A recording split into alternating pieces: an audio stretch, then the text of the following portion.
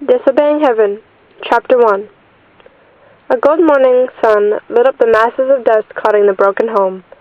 There was no sound and no movement except the raspy breathing of a large canine with yellow stripes. His markings were hard to make out through a thick coating of blood and dirt in his fur. His breathing was lacking. His chest heaved painfully.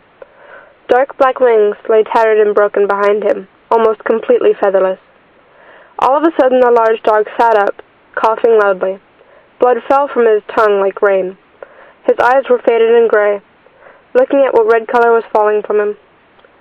To him, it was gray. Everything to him had turned gray. Dust unsheathed itself from the floor as he lay his head down. Light poured in once more through a hole in the ceiling, landing on the dog's face. His eyes tightened shut, but slowly opened themselves. He lifted his head, a sad look coming across his face, and then he smiled slightly and shut his eyes again.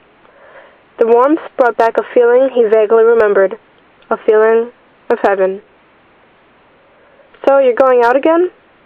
"I am." Dark fur brushed against a body of tan and yellow. Eyes met, and a smile was passed between the two canines. "I'll miss you while you're gone. You know, a lifetime is a pretty long time." "It is," the yellow dog said, and passed his friend for the last time. He lifted his head, a grin from ear to ear.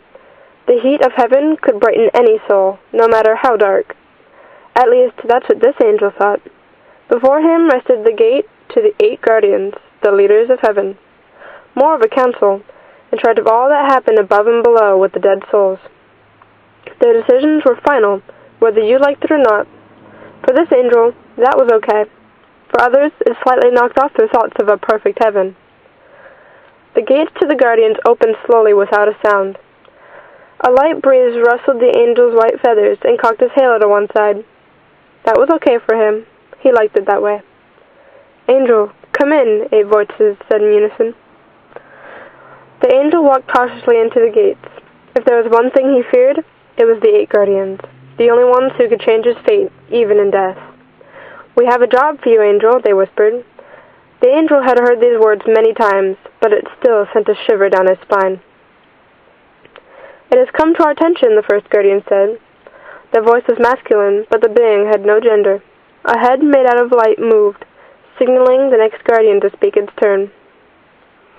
"There is a boy, a young boy. He needs your help, Angel. This boy, he is in desperate need. Death is upon him, death in his own hands, and you must go. See what he sees. Understand." Their echo rang like lyrics, 8 voices in perfect serenade. The angel looked from one end of the jury to the other. "Tell me his name, guardians." "Daniel Mission. He lives in this shallow home, with Mother Mission and Father Mission." "How will I know it is him?" the angel asked. "He is a pale child. He never sees the light of day. His eyes are dark. His skin is torn. He is hurt, and he hides from nothing." This made no sense to the angel, but he knew he'd understand once he met this Daniel. "Stand here, Angel." The angel stepped forward slowly. A crazed feeling ascended his legs. He wanted to fly, wanted to get out of heaven and begin a new job, a new life. His steps halted as a blinding light revolved around him, growing brighter and brighter. His blood-red eyes squeezed shut to keep the light out. Emptiness took him over then, filling his body to the rim. It was soon replaced with an instinct he could not ignore. "Go now, our child," the guardian sang, forcing the light to fade. The angel's smile grew vast, and before he could hear another word from the guardians, he spun around and dashed through the gates. The black ribbons on his front paws and tail blew furiously behind him. Large white wings unfurled and began to flap. Swollen light that acted as earth began to pulsate.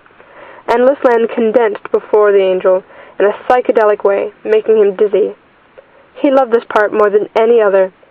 His pulse slammed faster as the edges of heaven wrapped itself around him. He slipped through the emptiness, his white sky becoming orange and blue, and he fell to earth with the setting sun.